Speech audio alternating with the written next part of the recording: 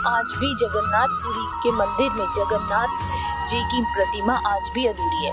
एक बार माता यशोदा, देवकी जी और सुभद्रा वृंदावन से द्वारिका आई। उनके साथ मौजूदा रानियों ने उनसे निवेदन किया कि वे श्री कृष्ण की बाल लीलाओं के बारे में बताएं। इस बात पर माता यशोदा और देवकी उन रानियों को लीलाएं सुनाने लगी।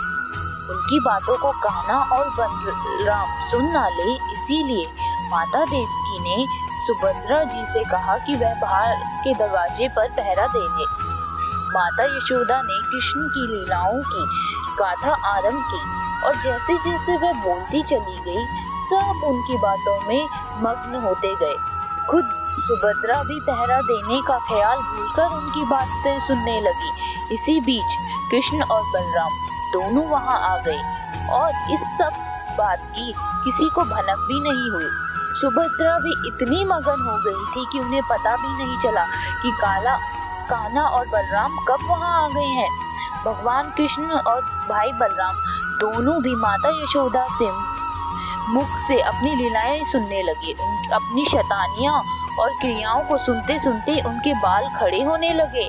आश्चर्य की वजह से उनकी आंखें बड़ी हो गई और मुंह खुला रह गया। वहीं खुद सुभद्रा भी इतनी मंत्रमुग्ध हो गई थी कि प्रेम भाव में पिघलने लगी। यही कारण है कि जगन्नाथपुरी में उनका कद सबसे छोटा है। सभी कृष्ण जी की लीलाओं को सुन रहे थे कि इसी बीच नारद मुनि आ गए। नारद जी सबके हाव भाव देखने लगे थे कि सबको एहसास हुआ कोई वहां आ गया है। इस वजह से कृष्ण लीला का पाठ यही रुक गया। नारद जी ने उस मन को मोह लेने वाले अवतार को देखकर कहा कि वाह प्रभु, आप कितने सुंदर लग रहे हैं। आप इस रूप में अवतार कब लेंगे? उस वक्त कृष्ण जी ने कहा कि वह कलयुग में ऐसा अवतार लेंगे। वादे के अनुसार कलयुग में श्री कृष्ण ने राजा इंद्रगुन के सपने में आए और उनसे कहा कि वे पुरी के दरिया किनारे एक पेड़ के तने में उनका विग्रह बनाए और बाद में उसे मंदिर में स्थापित करा दे। श्री कृष्ण जी के आदेश अनुसार राजा ने इस काम के लिए काबिल बढ़ई की तलाश शुरू की। कुछ दिनों में एक बूढ़ा ब्राह्मण उन्हें मिला और इस विग्रह को बनाने की इच्छा जाहिर की।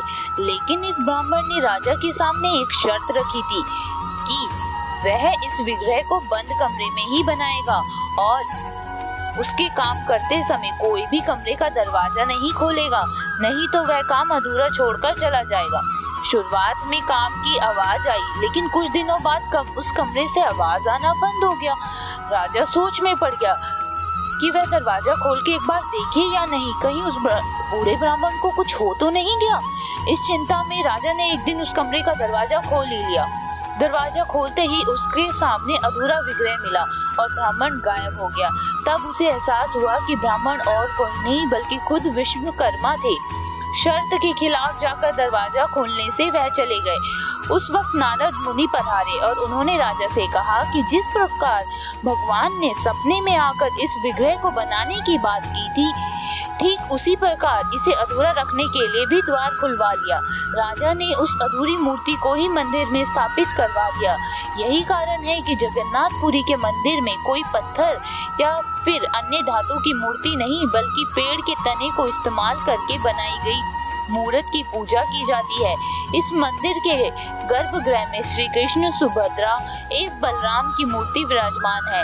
कहा जाता है कि माता सुभद्रा को अपने मायके द्वारिका से बहुत प्रेम था, इसीलिए उनकी इस इच्छा को पूर्ण करने के लिए भगवान श्री कृष्ण, बलराम और सुभद्रा जी ने अलग अलग रथों में बैठकर द्वारिका का भ्रमण किया था। तब से आज तक पुरी में हर वर्ष रथ यात्रा निकाली जाती है।